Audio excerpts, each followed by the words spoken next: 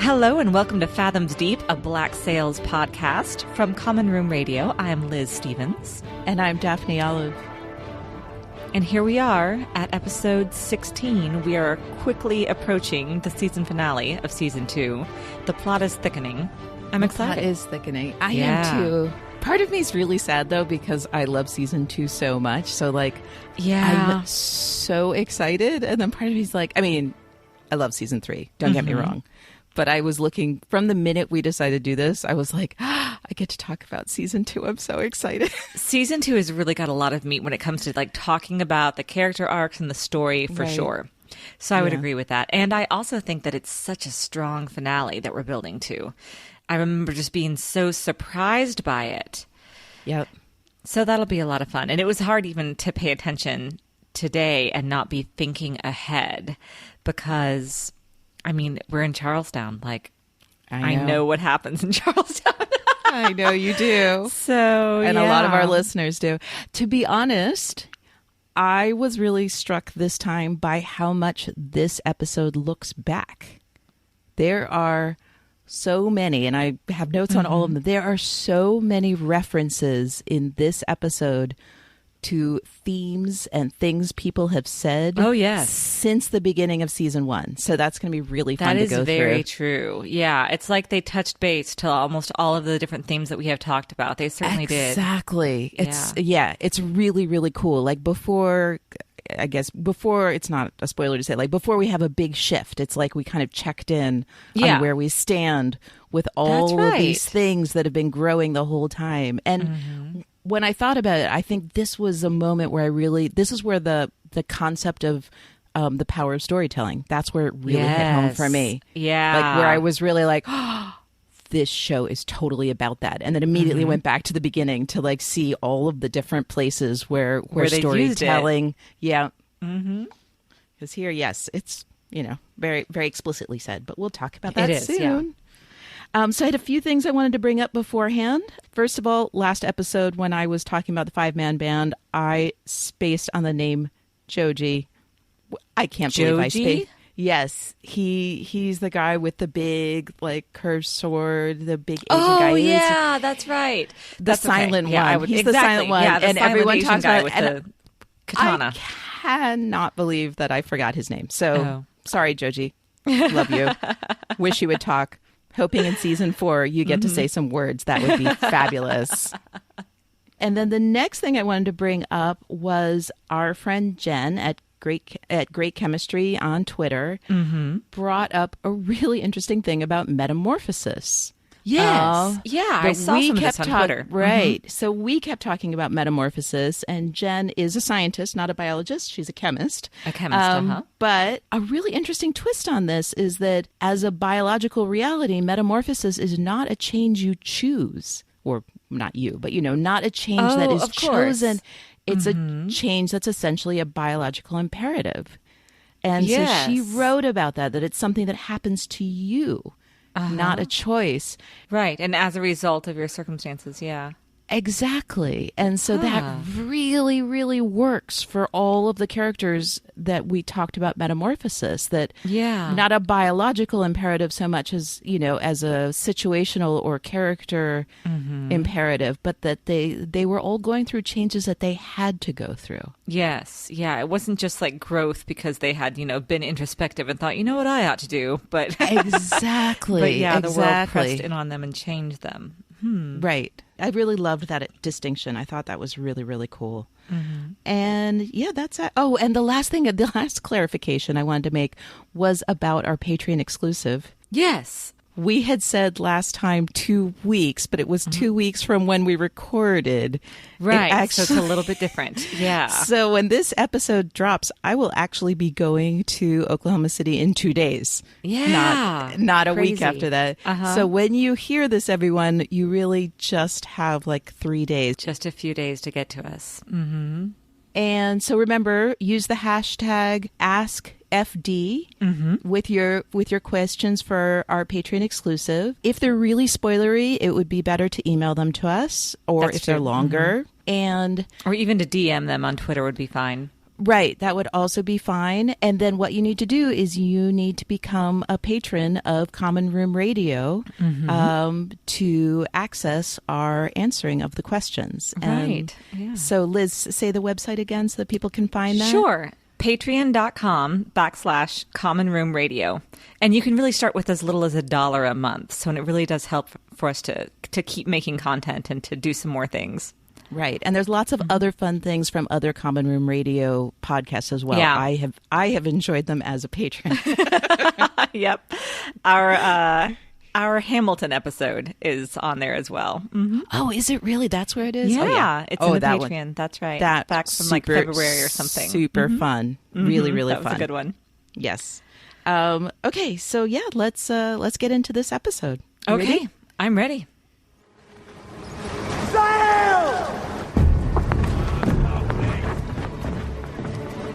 All right. So this episode is very Walrus Crew heavy. Yes. Which is super fun. So I split it into two parts. We have Nassau, which is for the most part Max and Jack and Featherstone with a little bit of Eleanor thrown in. Right. Uh-huh. And then for the Walrus Crew, I know they're not on the Walrus anymore, but I keep calling them that, the Spanish Man of War crew. Right. Because we don't have the name of that ship, do we? No, they just call it the Spanish Man of War, yeah, don't they? I think they just call it the Man of War. Yeah. I bet the name is there somewhere, and we just overlooked it. Because, of course, it's in Spanish. Right. If anyone knows the name of that ship. Yeah, let us know. That's important. Tweet at us. We would love to know. It's got to be better than the Walrus, right? Yes. I still can't get over that. It just hurts my heart. I know. So part of our crew, I mean, she's not actually the crew, but a big part of this episode is Abigail Ash. Abigail, yeah. We start in her POV. We're in her POV a couple of times, which is very interesting. So I split this into Abigail and then Flint and Miranda and then Silver. Yeah. Okay. So that's how I wanted to talk about that one. And let's get going. Okay, let's get started. Prepare to board. Aye. Okay, so I do want to, even though we start the episode with Abigail, I wanted to start with our Nassau people. Oh, okay. Just, since that's the smaller part. And we have Jack back. Welcome back, Jack. We do. Welcome back, Jack, indeed. A very different sort of Jack now. Yes. He's very different without Anne by his side. Yeah. And he's feeling pretty jaded right now, it seems, too. He's much harsher. Yeah. Well, he's speaking again, speaking down on women again. I know we're not loving this, but he at the same time, and we'll get to that. But at the same time, he's also quite humbled. Yes, yeah, so that he's is a little true. Humbled and a little bitter. Bitter but is a good word. He's a little bitter. Yeah, but we start with Featherstone, and I would like to name Featherstone in this episode. Our new cranky quartermaster. Yeah, he is. Very frustrated, poor guy. I know. I just love how he enters all muttering to himself, and then he sees Adele and he's like, can't do this right now. Yep. Shakes her off. Probably what he needs, too. Yes, that's true. That might have helped. Yeah. But he has other things to deal with, like reconfiguring how the ship is carrying her weight. I just love how he's just like, he's just so troubled by the whole thing.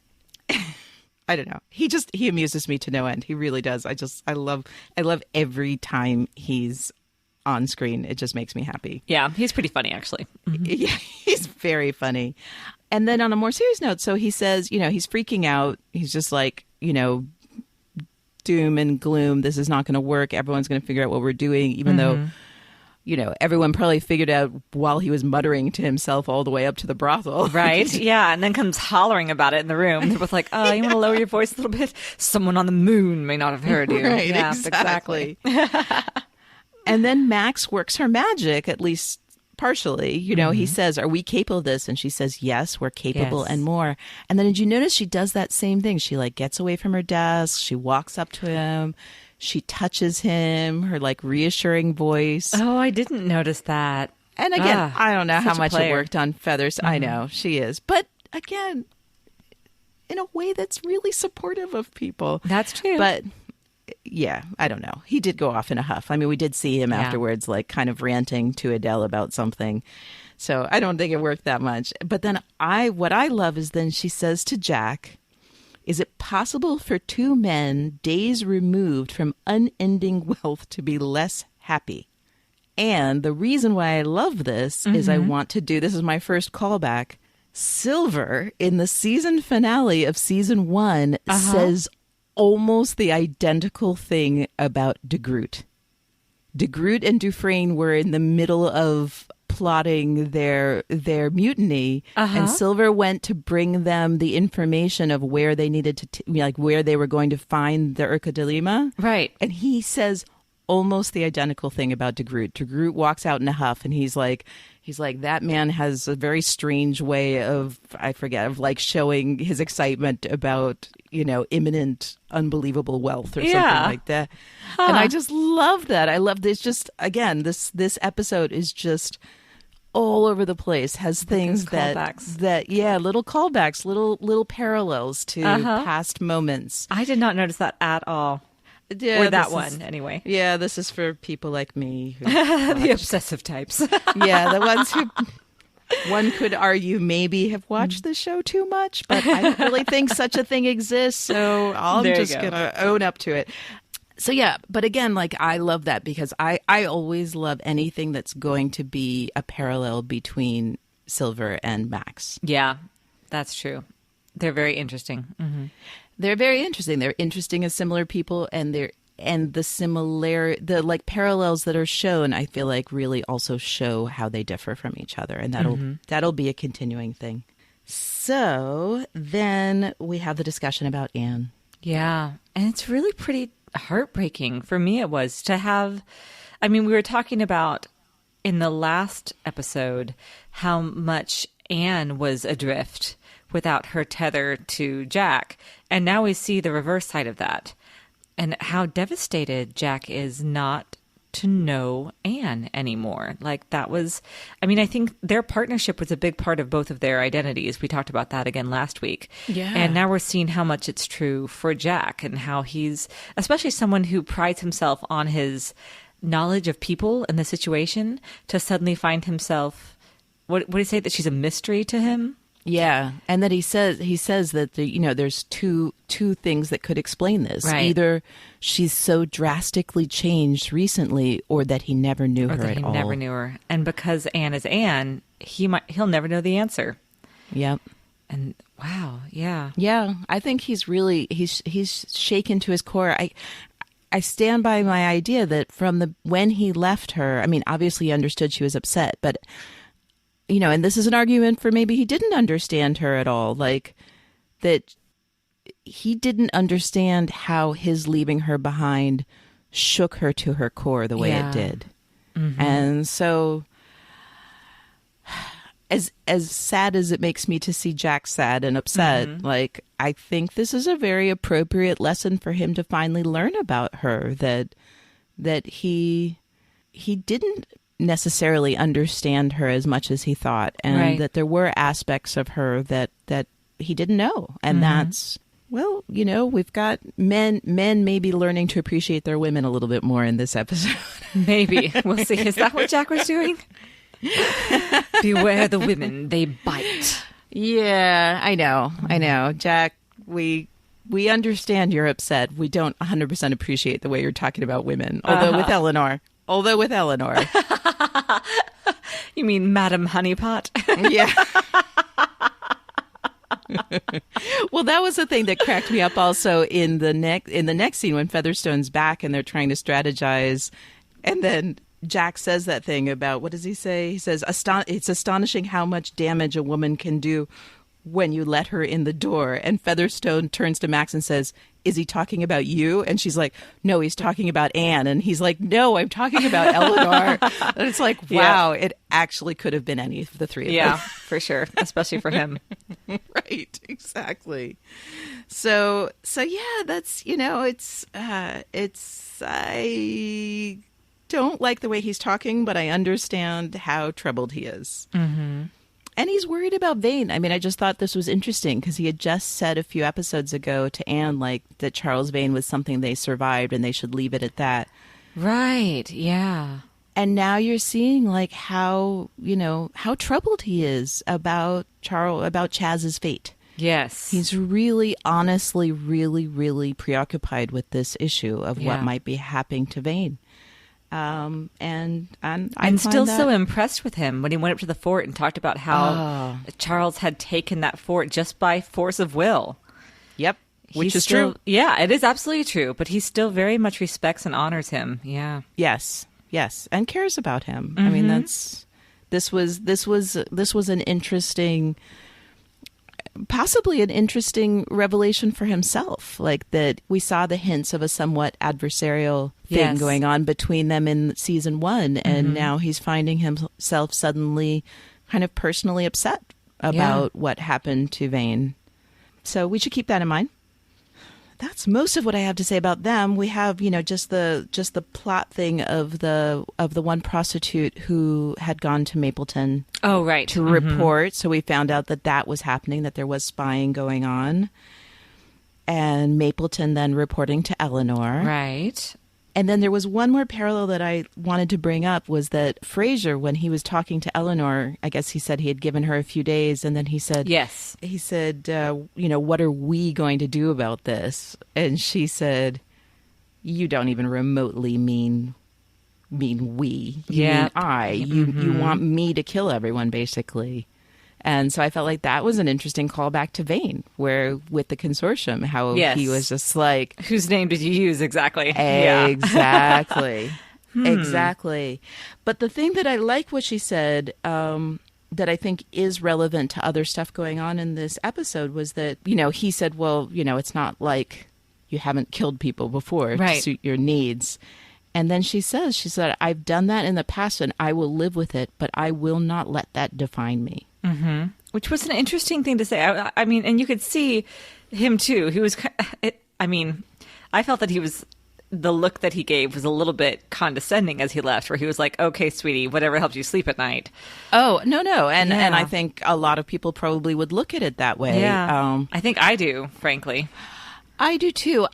The only thing I feel like I understand with her about this is that I think she had thought that when she betrayed Vane, when she took Abigail Ashaway, in her mind, she had decided that was the last time she was going to have to do something like this. Oh, because because the plan was working out, like Flint's whole thing. Like we might see this through. Like she thought her part was done, and that now she was just waiting for Flint to do his part. And it is very reminiscent of how Flint operates, too, with, you do what has to be done for the cause, but the end justifies the means. Yeah. Right. Right. I mean, he had basically challenged her to do that when, in the beginning of the season when he told her about killing Gates. Yes. Oh, jeez. But I feel like, in the last episode, she was like, excellent. This is horrible. I just did the worst of all the worst things I've done. Mm-hmm. But now I think in her own mind, she was looking forward to the future that had been promised her from the things she did. And she was already in her mind working out that new chapter of her life. Mm-hmm. And so I think that's why she said it. And I think, the I will live with it. I don't think she's heartless. I think that she has some serious stuff to have to learn how to live with. Right. Yeah. She chose them. I'm not taking responsibility off of her shoulders. She chose to do those things. But I think that's the only difference. So, yeah. Oh, and I just wanted to note that Mapleton had those same sleeve guards that Miranda had in season 1. Oh, I didn't notice. I don't know why I love this so much. I'm just going to have to make myself something like that are like little sleeve guards that go from wrist to elbow. I have no idea why I'm fascinated with this. Okay, I'm going to make them. I'm going to knit some. Okay, let's move on to Abigail. How fascinating, huh? I really like her. I do feel like the opening monologue was a little bit too long. Did you think so, or did you not mind? I don't mind. I didn't mind because I find it so thematically fascinating, so it didn't bother me. I mean, I can understand possibly pacing-wise it is, but there's just, it's so meaty. Yeah. Well, and I loved, it had another one of those callbacks. I loved when she talked about, I feel like this is theater for my benefit. And we've talked about that pirate theater we talked about. Yep, and, absolutely. And when she's talking about Flint and how everyone, that they dance to the tune he plays for them. And he said that to Billy. He Never did. was there a Caesar who didn't know the tune, so we danced the dance. Remember that? Yeah. Oh, I know. So that was fascinating. That was fascinating. And she's a smart and insightful girl. I know. Isn't she wonderful? She's really lovely. We see her transform. So she starts out talking about what was told her, that her father told her about men like this. Yes. And that, we didn't talk about her dream. Her dream was interesting. Actually, I did want to bring up the dream. So she had the dream in the very beginning, and it would be easy to think that that dream was just her remembering being captured. Yeah. But there was cannon fire. And we know there was no cannon fire when Ned Lowe took the ship that she was on. Remember, the captain was our first pirate groupie. He just gave up the ship. Oh, huh. So I think she was actually having a dream that integrated both her capture and the bombing of the fort. So it is actually interesting. Yeah, with just all the fear. Huh. Right. I had always assumed it was just the Ned Lowe story, but just this week I noticed cannon fire. Right, yeah. And I thought, that's interesting because part of this dream is about Ned Lowe. Part of this dream actually is about Flint. Because that cannon fire was Flint's doing. Yes. She may or may not know that. But so that was kind of interesting. That is interesting. It is interesting. Wow. It is, right? Mm-hmm. And then the next thing I wanted to discuss was, so she has, she starts with the stories her father told her, and she uses the monster word. Oh my gosh, she uses it a lot. She uses it a lot, and it changes meaning throughout. So so in the beginning she uses it the way we would assume someone from, quote unquote civilization, which she is obviously, uses it. But she says that she, before she talked about the pirate theater, she talked about how she was constructing in her own mind, pretending that they were just regular soldiers. And then she says it's only an illusion. And she says that when she sees them fighting. And then she looks at this one pirate who's kind of watching her. Like Joji actually is the one she uses as an example of them being very, very courteous to him. Right. He nods at her very courteously. But then right after the fight, and she talks about it being illusion, she sees this one pirate who we've not really, we maybe have seen him, but we haven't focused on him before. That he's bald and scarred. Yeah, exactly. So he's like kind of the image you would think someone who's afraid of the pirates would have. Right. But then, when she's talking about Flint, she says that her father had told her that any civility is a glimpse of the men they once were, while the darker things that now govern their souls lay dormant. So I wanted to discuss this in two ways. One, what an interesting way to look at evil. Like the idea that they once were, civilized men, right? Like, so she's saying that the civility is something from their past selves, and that right now they're being, kind of somewhat civilized looking because the evil that has kind of imposed itself on them is dormant. It's almost like, for me, it almost reads like possession in a way. That's what I was thinking of, was demon possession. Yeah, exactly. Absolutely. Yeah. Right? Mm-hmm. So I'm so curious, like, if this, and I didn't have time to do this kind of research, I'm so curious if this relates to, if this is a device that the show is using kind of in the frame of Monsters and Men. Is this perhaps a way that people in the 18th century looked at evil, like looked at bad men, looked at men like pirates that had been branded bad? Like, did they see this as some sort of like evil imposed on a good man? I just found it really a fascinating way of looking at it. Like, because she wasn't saying they're bad men who were pretending to be good. She essentially was saying they were once good men who had Sorry, I was just going to say, it reminds me of the witch trials. The witch trials weren't too far off from that time, right? No, not at all. They were exactly the same time. Yeah, then it is that idea then. This idea that something has taken over your goodness and that it has full reign and power now, and it can only... Right. And you have to destroy both. So I also wanted to bring up how this relates to her. Mm-hmm.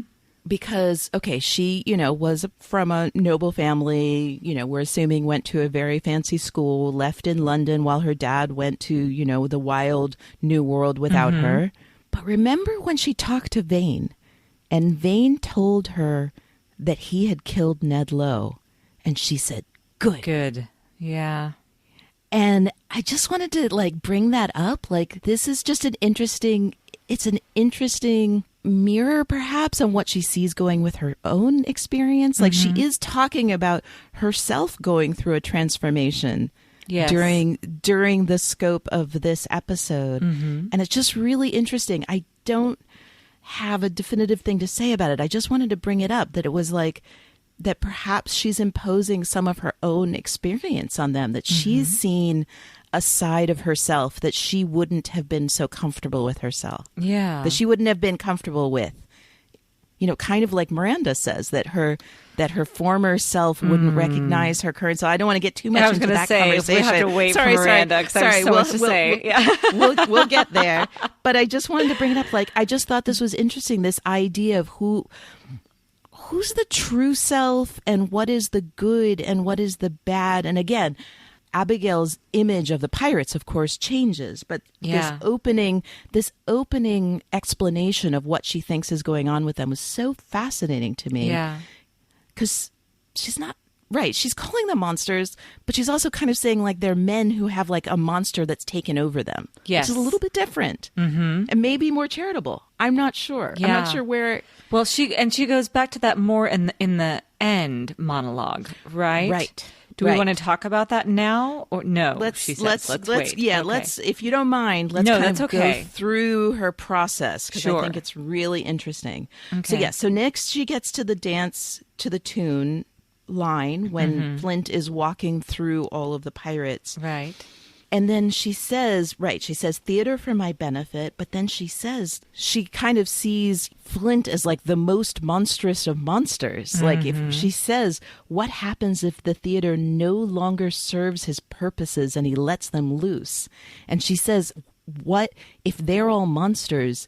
Who is he if he's the one that can actually control them and make them do his bidding? I mean, it's really what a terrifying image she has of this world that she's immersed in. But then she's not far off. I mean, that is what he does. That is what he does. Right. I mean, that's the other thing is that I would argue that his crew are much less monsters than what she thinks. But when we have this kind of duality of James Flint and James McGraw, there is something, we've definitely been shown a monstrous side of, and I don't know, now suddenly maybe we could look at Flint as the thing she described, that James McGraw is the civilized man, is the good man who's and actually Flint has possessed him. Yep. Ooh. Okay, let's keep that in mind. That's going to be interesting for the rest of this episode and next episode especially, and the rest of the show actually. Yeah, that might be a really good way to look at it. I mean, I've always kind of seen them as two equal halves of him, but if we look at it that way, that actually is also a really interesting way to look at Flint and McGraw coexisting, doing battle within the body of the same man, however you want to look at it. I mean, I think you could kind of see them both ways. Wow. Yeah, that's good. So then then we have the Billy scene. Billy and Abigail are the cutest damn thing. I swear. I love it every time. I know. I love it too so much. She's so flustered. It's she adorable. Is. Well, and Miranda's little look that she gives, so oh my gosh, so funny. It's the best. I know, it's so that thing where like the young people are having whatever they're having. I mean, I think Billy just is taken aback, honestly. Exactly. But, Billy looks nonplussed. Yeah, he looks completely. Well, and he's like, wait a minute, girl looking at me suddenly when I'm just doing my business. Has this like what look on his face. And yes, and then we have Abigail a little flustered. We have but then we have the adults. I mean, it's just such a great generational scene where the adults are just kind of like, whoa, we know what's going on here. His name's Billy, if you were wondering. I love it so funny. And she's like, well, I'm sorry, he just seems out of place here, which I thought was very sweet because we've said that about Billy. That we have said that about Billy. That he's just not cut from the same cloth as these other men, that he's the heart. Yeah. He is, and he is different than them, and at the same time, he's a great way for her to see that maybe none of them are what she thinks they are. That's a great point. But and also those arms. Sorry. Well, there is that. Sorry. Does he need a bath, Liz? I think he actually looks quite well bathed. He seems cleaner. Pretty clean in this episode, actually. Okay. Yeah. All right. We'll refrain. Tidy. We'll refrain from saying he needs a bath this time. So, okay, but his story, it's really heartbreaking. Yeah. Right. So I actually did a bit of research. Okay. Quick, just Google research. Right. Flint says that his parents were levelers. Uh-huh. So I decided to look up what levelers are because I thought maybe that had to do with construction. Oh. But it doesn't. No. It's a political movement. Yes. Oh, you knew this. I did. That's You'll have to refresh my memory, but I knew what this had to do because it was against. So it was a political movement that they weren't. There was another one that I think they called diggers. See, I just did this research, so I should be able to know faster. There was another one that was like more radical, kind of more in line with what we would think of as like socialism or communism. But levelers were in favor of economic reform that favored more small landowners and common people, and a more democratic reworking of parliament. Okay, and they were against forced conscription. That's what I thought. It was against conscription. I couldn't remember if it was conscription or if it was child labor. I knew it was something where like the irony was strong, and that's why he had said that. Right. Probably. Probably child labor. Again, I'm sure that made sense. But yes, specifically press gangs. But in general, they represent a lot of the stuff that we have been talking about with pirates. Yes. I mean, they actually align pretty well with pirates, with a greater sense of like economic equality and democracy and freedom. So that was really interesting. Oh, and that's so cool that you knew that. I did not at all know that. And I somehow, in the 3 years that I've been watching this show, never looked that up till today. Oh, huh. Right. And so it's so sad. The only thing I wanted to bring up just on a story level is like, when did Flint learn this story? Like, do we buy it? Do we buy that Flint knows this story? Like, I mean... That's a good question, especially when we remember that "Who's Billy" line from season. That's what I wanted to bring up. Now, and that might have been. I mean, what I decided in my mind was. I mean, it's not a spoiler, I think, to say that Billy does actually confirm this later on. We do find out that this is actually his story. Right. He could have heard it from Gates. Gates would have known. Right. Oh, no, Gates would have definitely known. Yeah. So, yeah, maybe Flint learned it after Who's Billy. Maybe on the Who's Billy day, he was just so annoyed and distracted. He was just being pissy. Yeah. He was dealing with a lot of shit that day. It's that true. Was he had a crappy first day of Black Sails. Yep. So it could be just that. So I just wanted to bring it up because it's like it was just a little bit like I wish there had just been that one moment where we found out that James found out Billy's story along the way, but it's not that big a deal. But the other explanation I had for it was that this episode, except for one moment, this is James McGraw. This is not Flint. This episode is an episode where we are with James McGraw again. Yeah. He's not quite, well, he does have one Dimples moment, but he's not quite Dimples McGraw because, he's been through some shit in the past 10 years. But this is James McGraw. Like, he introduced himself as James McGraw to Abigail last episode, and he is James McGraw this episode. So Captain Flint might not have bothered himself to know this story or worry who Billy was, but James McGraw would 100% know this story. Okay, yeah, that makes sense. You see what I'm saying? He absolutely would. Yeah, of course. Interesting. I'm not trying to say that our friend James has like a split personality or something, but I'm just saying like the focus is a little, it makes so much sense for James McGraw to tell this story. Yes, of course it does. Yeah. I mean, and to have been moved by it. Mm-hmm. Exactly. Think about how Thomas would have told this story. Oh gosh, yeah, of course. Right? Mm-hmm. I mean, this goes right to the heart of what was so important to Thomas. Absolutely. Well, and I don't want to gloss over the part where we talk about Billy's shame that kept him from re-entering civilization. That's the most tragic part. It is. He did not want to. He didn't feel that he could be accepted by his own father as a murderer because his parents were these upstanding, moral people. Now, this is only his perspective. We don't know this. We can't actually lay judgment on his father and say that he wouldn't have. We can only know, not at all. Yeah, we can only know that it is a part of that civilization and culture that, with that strong sense of moral duty, is this fear of judgment. And that's a big theme in this episode too, is fear of judgment, when Flint talks about that so much. Absolutely. Yeah. Oh, poor Billy. Poor Billy indeed. Yeah. And then he went and found himself a surrogate father. He did. Gosh. Yep. I mean, this is, in a way, I believe, just from the way pirates are presented in the show, I mean, I think, we know Billy and we care about Billy and we hear Billy's story, but it's like every single one of these guys has a variation on this story. There's like something maybe that happened one to them. Yeah. Right. I mean, his might be more relatable to Abigail. Yeah. Well, that goes back to what Silver said in was it the last episode, the one before, where he was saying, I don't believe that any of you would choose this life if it wasn't the only life that you could choose. Right. And that pardons don't mean we have to go back to where we came from. Yeah. Yeah. Absolutely. Yeah. So yes, this is Billy is exceptional in this story.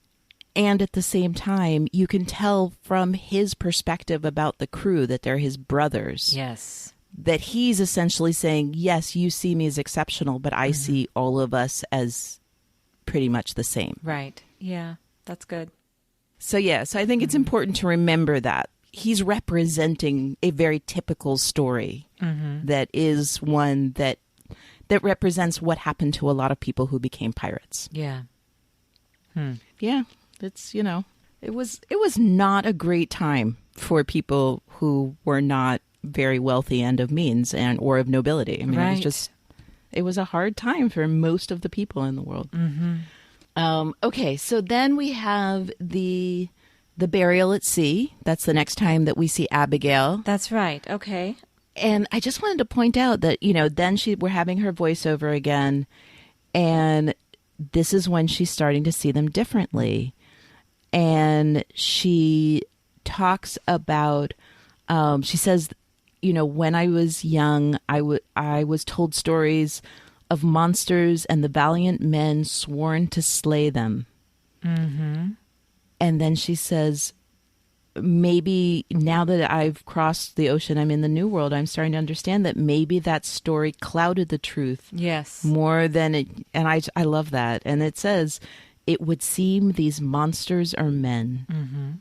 And when she's saying that, we see the bald pirate again. Yes. Looking, so grieving, sad. Grieving for his friend. Yeah. Grieving for his friend. And she just saw them really do such a somber, honorable burial at sea, but a funeral for this one man. And I think it really struck a chord in her that this is very, she just spent this whole voyage, I think, really understanding that their circumstances are different, but they're just not that different from her. Yeah. Well, and I think that they use that same word.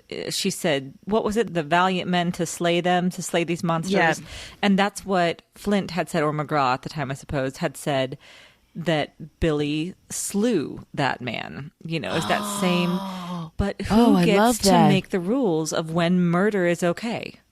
Right. Who gets to say you're a bad man? Because Billy killing this man who had forced him into slavery, taken him from his parents, kidnapped him. This is righteous anger. This is restoring justice. But because it's on his own terms, you know, because it's vigilantism, it's somehow not as honorable as the British Navy committing these wide acts of murder and hanging all these pirates. Right. Or her father. Or her father, yeah. So then that's what she says next. She says, these are men who fear their own monsters. Yes. An empire, a navy, a king, my father. Yeah. Yep. And that's what she says. She says, I'm coming to this new world. I need to set these, what does she call them? Convenient stories? Is that what she calls them? Yeah. She needs to leave behind the comfortable stories. And face the reality. And that's when she decides that she needs to warn Flint and Miranda. She takes responsibility. She says, I need to face this as my father's daughter. So she's actually at this point implicating herself. Wow. She's now gone full circle from calling the pirates monsters to calling her father a monster. Yeah. And basically saying, as the daughter of a monster, I need to help them. Yeah. Wow. I know. I mean, that's a lot. That's a lot of stuff to go through in the span of a few days voyage. She's so young. Yeah, she's so young. But it's like Flint said about her. He said, you know, she's been through so much. He said something like, "I'm amazed she can even function." Right. Yeah. And again, I do think there's something to what I said earlier, that she went through some crazy stuff, and it changed her. And I think that she doesn't specifically talk about that, but I feel like there's a possibility that her own experience of her changing and becoming fiercer and possibly vengeful, well, not possibly, totally vengeful, might have given her some of the perspective she needed to have the flexibility of mind to be able to redefine all of these things for herself. So then she goes to Flint and Miranda, and she says that her father was a reasonable man once upon a time, that she had said he's reasonable, but he even used to be reasonable about pirates before this one incident on this one ship called the Maria Lane. Maria Lane. And as soon as they said the name, I know. You just know. I know. And I'm messing with the timeline a little bit here by dividing the characters. Flint and Miranda had just had their conversation that we'll get to in a minute about what does Peter Ash know. Yes. So now they know he knows, and she goes through it and says it's very obvious that this was an execution, that he was hunted. Yeah. And that her father had called this a monstrous act. And said the intent was monstrous. Yep. Right. And said that this was an act that's incompatible with civilized society. Yep. So I wanted to save the bit about her in Charleston maybe until we're talking about Flint and Miranda. She does have a pretty great moment. Or did you want to add that here? No, that's okay. We can save it for with them. Yeah. Okay. So I'm ready to go to Flint and Miranda now if you are. Yeah. Oh, they were lovely in this episode. I know. You know, it's funny. I kept thinking about you watching it because I was like, finally, he's loving her right. Like I just kept thinking about your words. Yeah. And that's what I wrote. Finally, tenderness towards Miranda. Yep. He reaches over to take her hand and says, I recognize you. Oh, that moment. I love that moment so much. It's beautiful. It is. It is so And then beautiful. she reassures him in return, too. I know. Yeah. I mean, it's just, it's gorgeous. It's a gorgeous scene. It really is.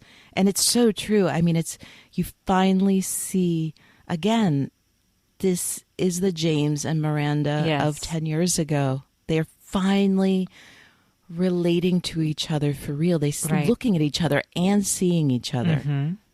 And being very vulnerable with one another. I know. Flint saying how about his fear of judgment, and Miranda saying, she wonders if she'll even be recognized as the woman that she was. And or that she would recognize herself. That she would recognize herself. And to me, I think the best character moment that happened for Miranda was when they actually got to Peter Ash's house and they're waiting for him to come out. And she starts to try and fix her hair. Yeah. I know. Gosh, I know. It's heartbreaking, right? It's heartbreaking. Because you can so imagine what's going through her mind right there. Mm-hmm. She's just like desperately trying any last-ditch effort to be Miranda Hamilton again. Yeah. And she does look far from that. They've done a good job of making her look far from that. Yeah. I know. She's still beautiful, but of course.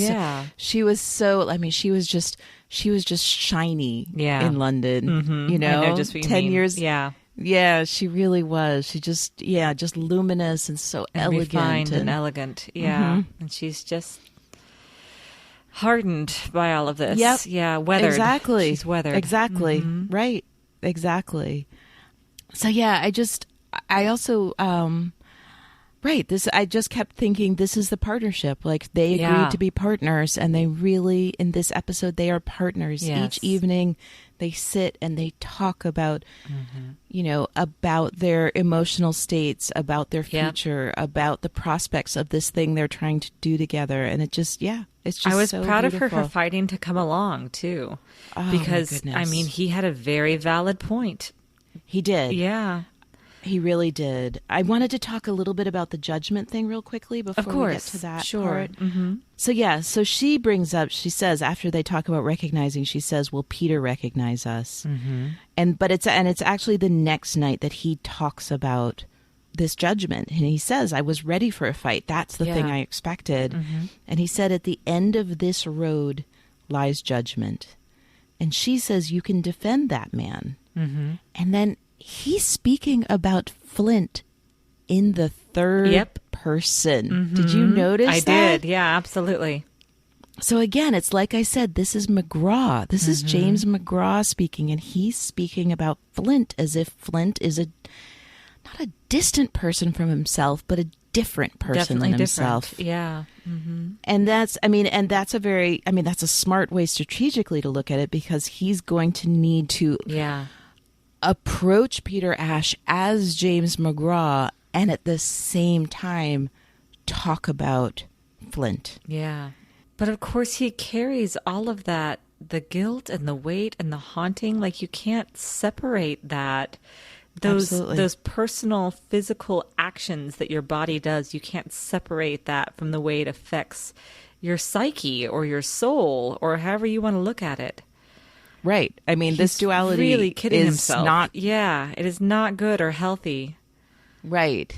Is he? I mean, I feel like it's funny. I feel like this is the moment where he's least kidding himself of all the times we've seen him. I feel like, I mean, yes, you're right. The idea that they're two separate people is kidding himself. But yet, for the first time, I mean, he's actually taking responsibility for his actions. Yeah. He's actually recognizing that a lot of the things he did are, I hate to use the word, but monstrous. Yeah, or unforgivable, and right. And the line that he says that is so hard for me is he says that everything, the whole thing that they're trying to do, and everything he's done until now will all rest on what Peter Ash sees. And he says, will he see me or my name?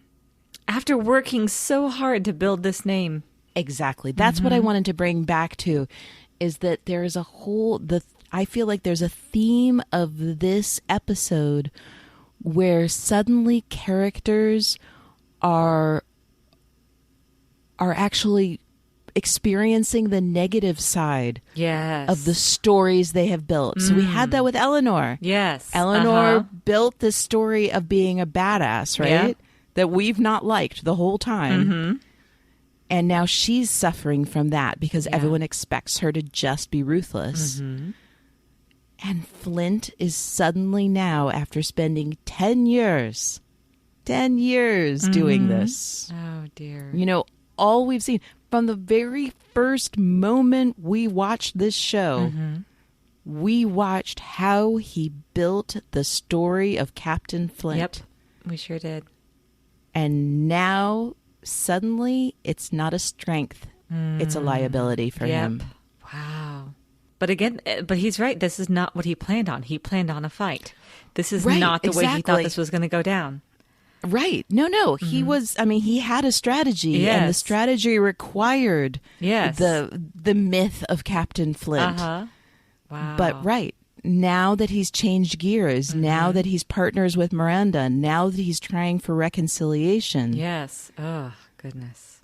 Suddenly this is a liability to him. Yeah, I know. It's so hard. Okay, so on a lighter note, I love right when they get to Charleston. Let's lighten it up for a second before we get deep and dark again. Right. Goodness. I love the little moment with him and Billy where he's giving instructions and he says, I want no gun ports open. I want them no weapons on the deck. And then Billy says, what if they shoot at us? And he says, duck. Yep. It's good. Okay, sorry. That was it. That was the light moment. It's over. Right. There wasn't much of one, but we're good. Yeah. We also got the Abigail Billy moment. That was a little moment of levity. Yeah. So, that was a little. Yeah. Yes, we did. That's true. No, and we had Featherstone. We just covered that in the beginning. And we had Madam Honeypot, which I still thought was really funny. Right. Exactly. Yeah. So we definitely have had levity in this episode. We always do. We always do. But yes, and a lot of heaviness. So yeah, then we have the part where Miranda's insisting on coming, and I love that woman. She's really great. Yeah. She's really great. And again, taking responsibility for her actions. Yeah. This is, both of them are really, they are no longer, I really feel like this is what I was saying before about, this shift of plan, this new thing, this new partnership. Like, they are different people than they were a few episodes ago, where both of them were angry at each other and both of them blaming each other. And this, now they've completely shifted. Both of them are thoughtful and caring and taking responsibility for their own actions. Oh, yeah, that's so big. Which is hard. They've both been running for 10 years on anger and stagnation. Yes. And that's a lot to have to suddenly come to terms with. So yeah, I love what she said. I love where he's trying to convince her, and she says, look, if this is anyone's fault, if this whole thing with Alfred Hamilton is anyone's fault, it's mine. And that was very interesting to hear her say that, like, she knew what it would drive him to do. She knew that darkness that was in him. She absolutely knew about it. And she wanted him. She wanted him dead. Yep. Oh, yes, she did. Yeah. Which is understandable. But it is brave to admit that, to say that to accept that responsibility, to accept that fault, that even if she didn't wield the sword, that she absolutely was complicit in the murder. Yeah. Right. It's about intent, not the action. Yeah. Yes, right. It's exactly about intent. I also, there were 2 points I wanted to make about this. One is critical of Miranda, and one is glorying in Miranda. I wanted to bring up, she made a very valid point a few episodes ago when she said to Eleanor, you who encouraged him, you who... Yes, encouraged his vices, and yeah. So now that we know this, yeah, I've got to say that there's some, again, she wasn't wrong. Right. Eleanor definitely had did that. But perhaps part of the amount of venom that she had towards Eleanor in that moment had to do with her own guilt. Yep. Yeah, I think that's a good call. I think it's really insightful. Seriously, if there's any moment where Flint was a monster. That was the one. Yeah. Again, I'm really happy he did it too. Yeah. I would have done what she did. Awful, man. Yeah. Right, exactly. I mean, who couldn't, Ugh. But like, think about it. This whole thing with the Maria Lane has been this mystery to us all along. And now it's been answered. And we find out that deep down, oh shoot, what was his name? Morley. Morley was right. He was actually doing the bidding of the Barlow woman. Yep. Mm-hmm. He was, in fact, doing her bidding. Mm-hmm. Well, it was his bidding, too, but yes. Mm-hmm. It was, but, I mean, it's not like she's like, hey, there's this guy, I really hate him. Oh, you hate him? I'll kill him.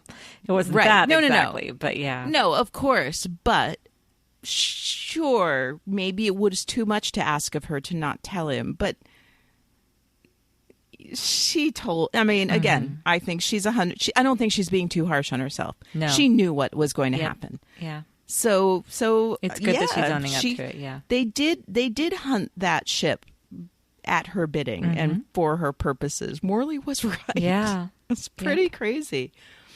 But the other thing I wanted to bring up, which is I think honoring her, is she talks about herself that if he faces judgment, so should she. Mm-hmm.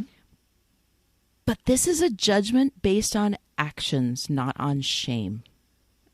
And I wanted to make that distinction. And I think that's a big one. That he was always concerned about, about shame. And they both. I mean, this was the whole thing of no shame. Uh-huh. But to be judged on one's actions and to take responsibility for one's actions and be willing to be judged on them, whether or not the person judging is in the right. And just. Mm-hmm. But she's saying, she said to him, you should never have been ashamed of your relationship with Thomas. Like that was something she wanted to absolve him of. Mm-hmm. But that she's willing with him to be judged for their actions that were wrong. Mm. And I love her for that. I love her for that distinction, that within such a small span, she said, do not judge yourself for something that you should have never been ashamed of. Right.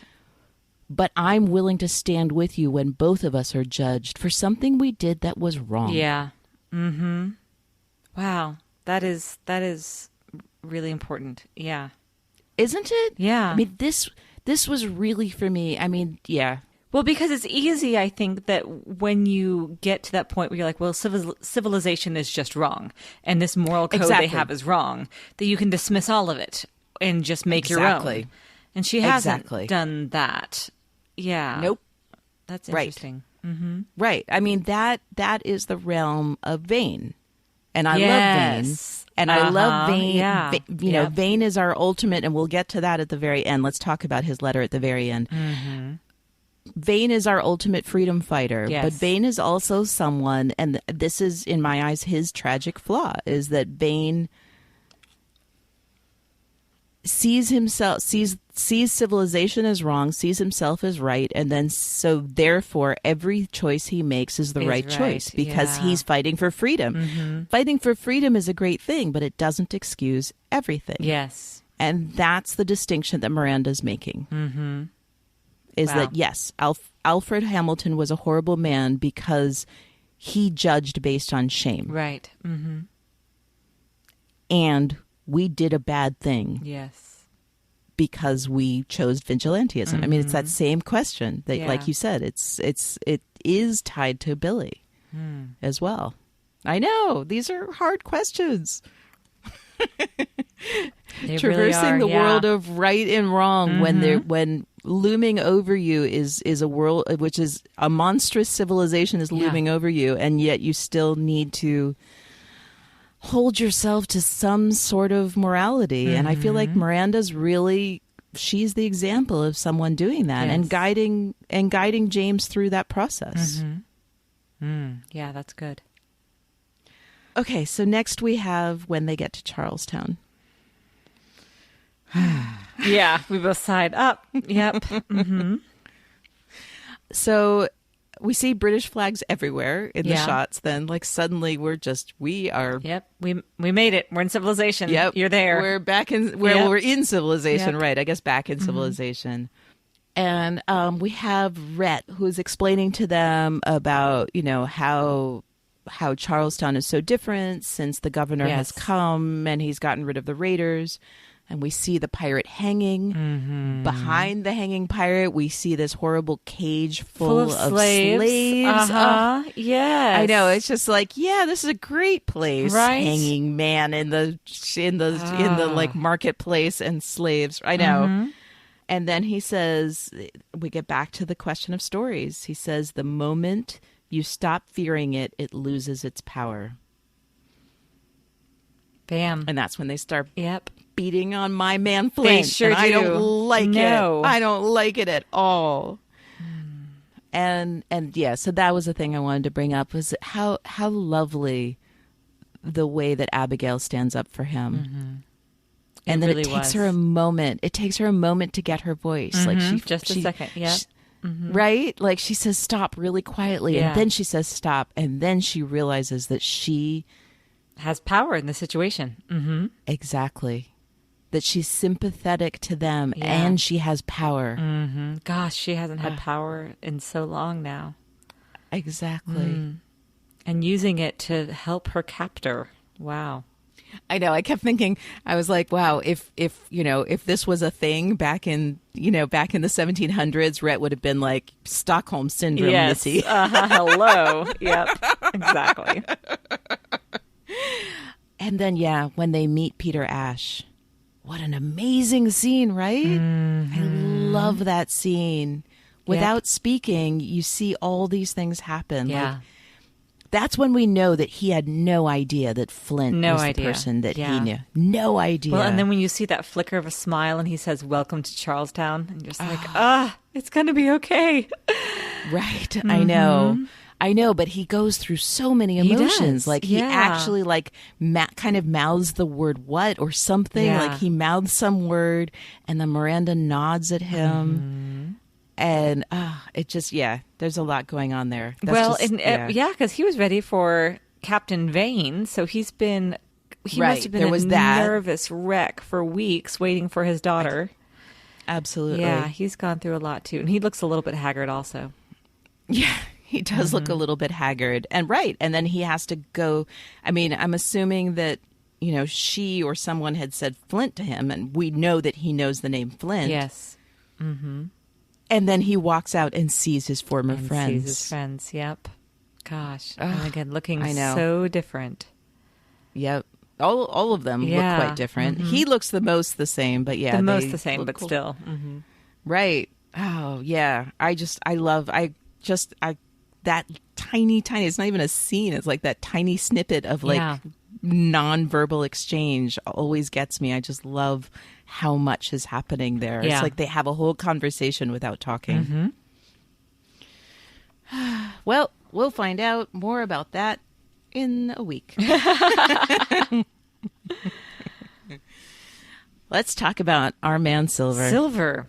This was a great episode for Silver. Did you notice that he looked the most piratey he ever has? He's losing some of his oily, super clean, pretty boy look.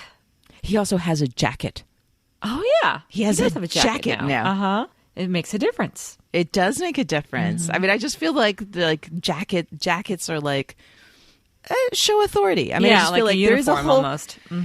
Right, exactly. I mean, there is a whole hilarious thing about, pirates. Yep. In a really, really hot tropical place wearing all those clothes. I mean, this is a real thing. They did dress like this. So there was a whole sense of how the clothes make the man and presentation and such. I mean, obviously we know that pirates spend a lot of time thinking about presentation. But I noticed that he had a jacket this time. Okay, so we start with him telling this story. And we get this great speech about storytelling. We do. I love this. So Scott starts talking about Flint and how Flint was the man. I mean, we know Scott's kind of the Nassau authority. Yes. Like, we know that he had been the man behind the throne. Is that what Flint called him? I think the so, man behind yeah. the throne for so long. So he said that Flint gained influence faster than any man before or since when he arrived in Nassau, and that everyone had theories. But he said, I knew it was that he could bend men to his will because he understood the power of a story. Which is so cool. Gosh, it's cool. I know. I know. And then he says that Silver may very well be his equal. Woof. I love it. Yep. We knew this already. Oh, yeah. Well, and this is another one where this was a great Billy moment. It was great that they had Billy there because he, I want to say this carefully. It was another moment where Billy was not as smart and insightful. Like, Billy is loyal, but he's simple in certain ways. Right. And so he was like, and this isn't even his story. Somebody else told the story.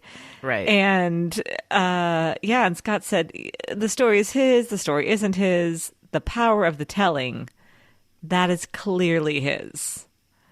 Right. And that's it. This is like, hello, Black Sails. Yep. You are 100% about power is in the hands of storytellers. And, Yep. we've been saying this all along. This is, it's best theme ever. Anyone who loves this show loves stories. I so think the that's idea right. that Yeah. stories are power is just going to always make us happy. but it's also very true to pirates and the history of pirates. They were storytellers, Yes, essentially. absolutely. So it's really just so wonderful on so many levels. And then he says the part that is kind of ominous, that he says now he's using the power to help the captain. God help us if he realizes what else he could use it to accomplish.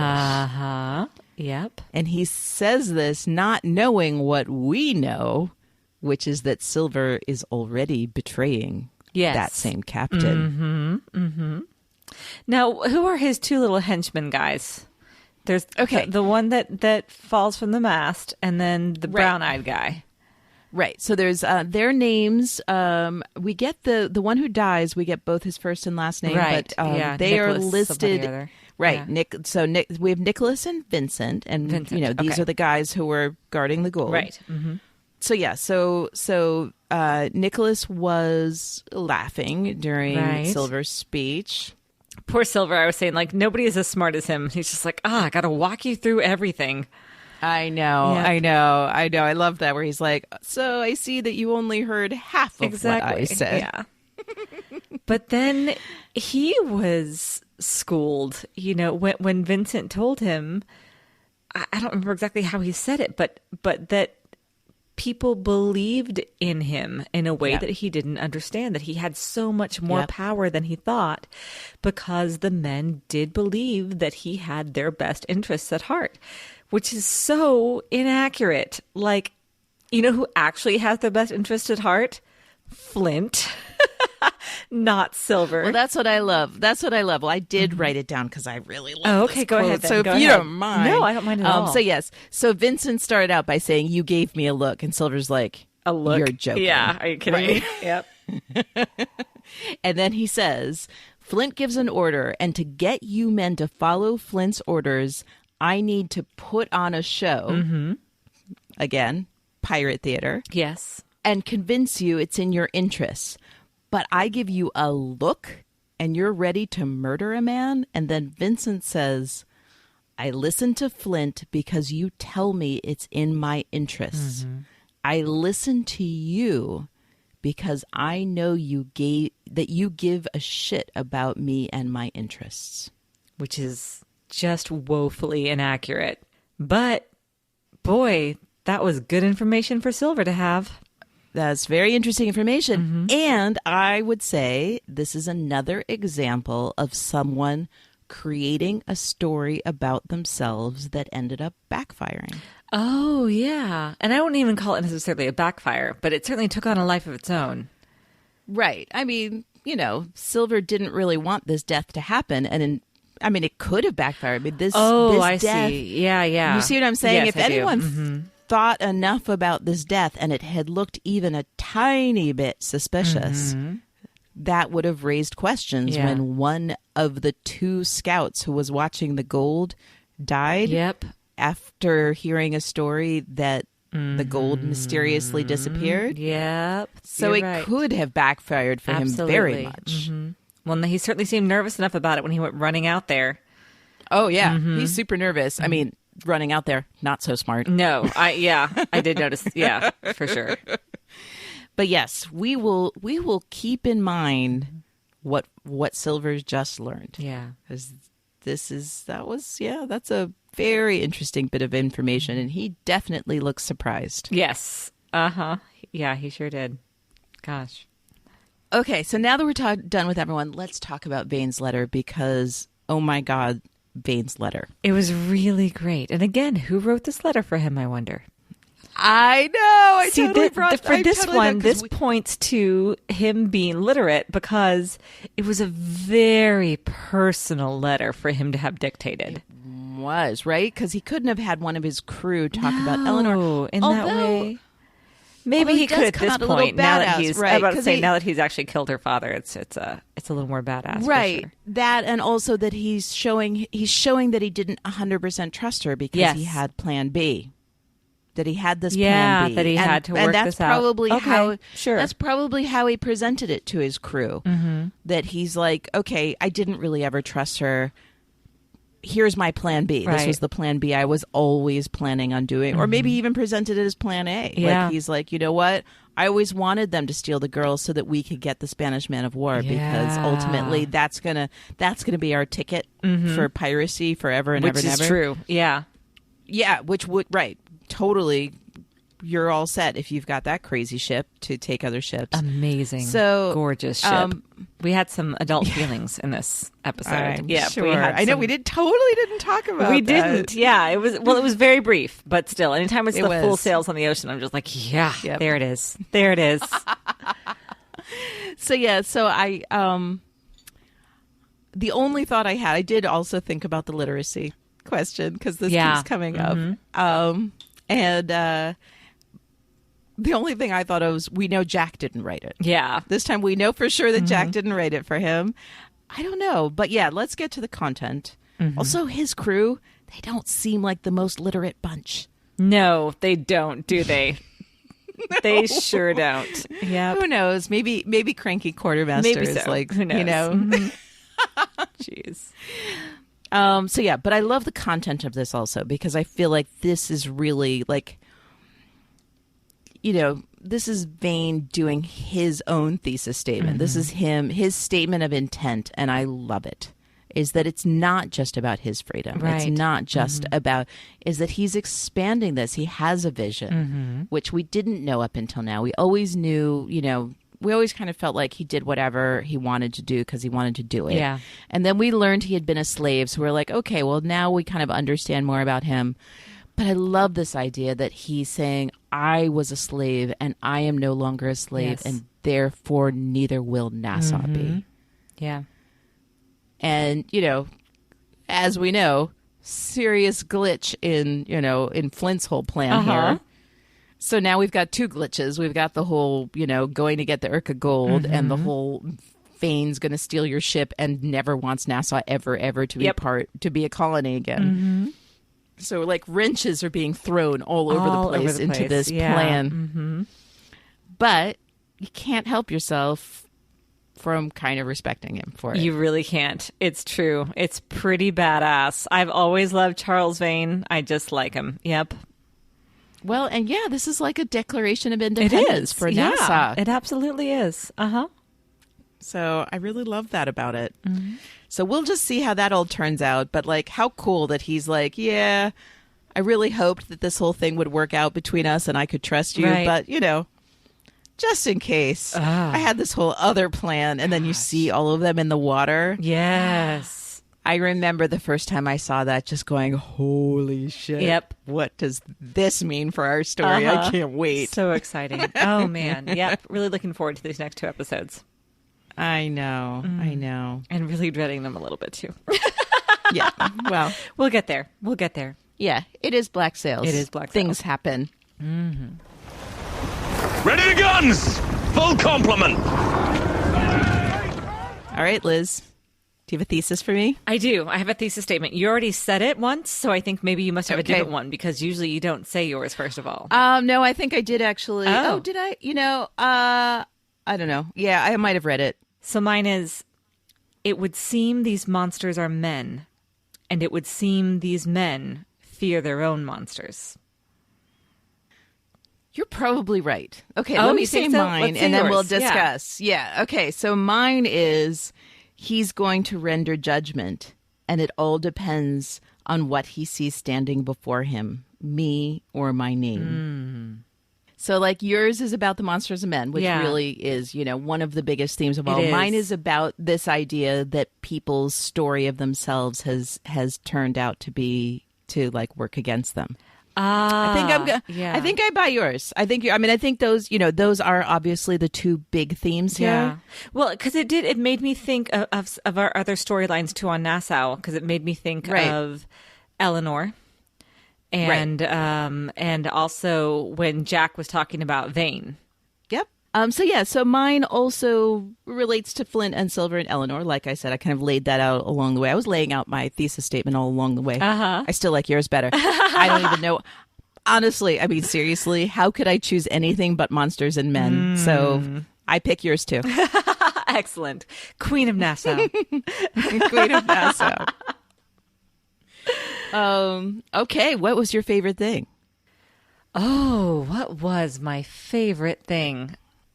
My favorite thing was seeing the reconciliation, and reconciliation isn't even the right word, but the tenderness between Flint and Miranda, to finally see that relationship growing. That probably should be my favorite thing because I do adore it, but my favorite thing always on this episode is the interior of the governor's mansion. I love those walls. Yeah. I love those walls so much. Like, I have to force myself, as engaging as the characters interacting is in that governor's mansion. I just have to resist the urge to just look at those beautiful turquoise walls all the time. Yep, it's a and great I paint love color. how they painted them. Yep. Like, I love that the trim is the same color as the walls, the mantle, the fireplace, everything, but the doors are dark wood.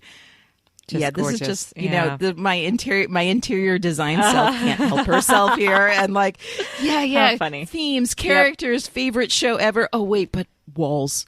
Yep. Oh, and I would like to give an honorable mention to Abigail and Billy, because that was adorable. Oh, I know. So, I know. Yeah. Just really warning everyone, I will be gifting that this week. Yep. I recognized a couple of gifts from this episode. Yeah. Oh, yeah. Some of my favorite gifts come from this episode. Absolutely. So true. Mm-hmm. All right. So, Daphne, do we have any thesis statement winners who get pirate names this week? We do. We have our friend Kim, who's at K. Clark Photography. Clower Cottage. And we have our friend Katie Bonner. Okay. All right. So Kim Clark already has a pretty kick-ass pirate name. She's Quick Click Clark, which I really like. I'm pretty proud of that one. So what we're going to do instead is we're going to have a real quick vote. I hope I get your eye, Daphne, since it's a democracy in piracy. You have my eye. All righty. Then whatever it is, we're going to promote her to bosun. So Yay. if she gets another one right, she'll be promoted to quartermaster, and she may one day be captain of the whole damn ship. So we'll see. Goodness. She's doing very well. I would be okay. I'd be okay with Kim being our captain. I would too. Someday. Yeah, I would totally be all right with that. I'd follow her into the dark waters. And Katie Bonner, your pirate name is Cat of Nine Tails. All right, I like Katie.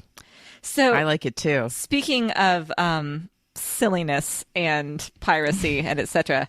So last night, which is now like a week ago, but that's okay in podcast land, I had much wines. I had 3 glasses of wine and then decided to record myself reading Sea Fever.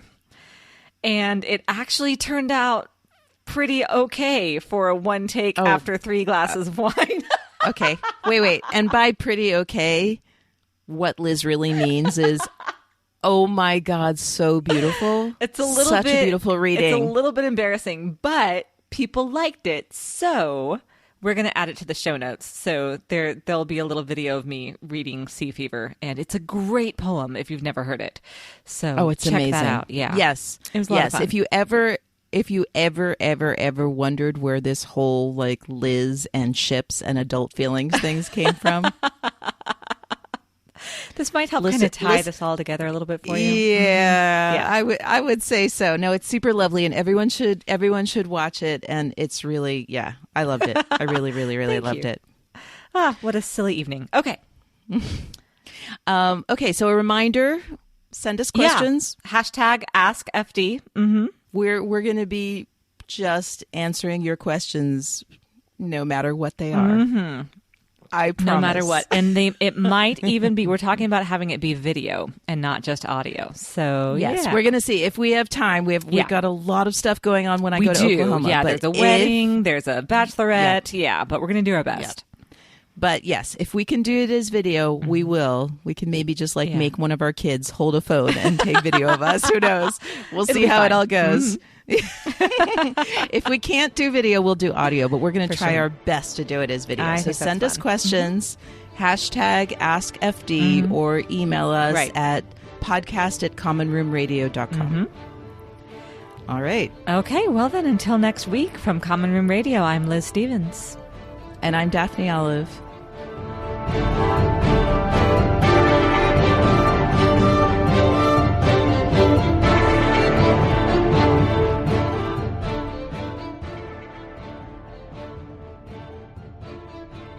Fathoms Deep is a Common Room Radio production. For more information and access to other programs, please visit us at commonroomradio.com.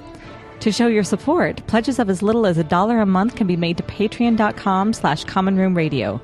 Join the conversation by using the #FathomsDeep and follow us on Twitter at BlackSalesCast. We ask that you keep your tweets respectful and positive, and please avoid spoilers. If you have more to say, we want to hear it in all its spoiler glory. Email us at podcast@commonroomradio.com with Fathoms Deep in the subject line. Thanks for listening.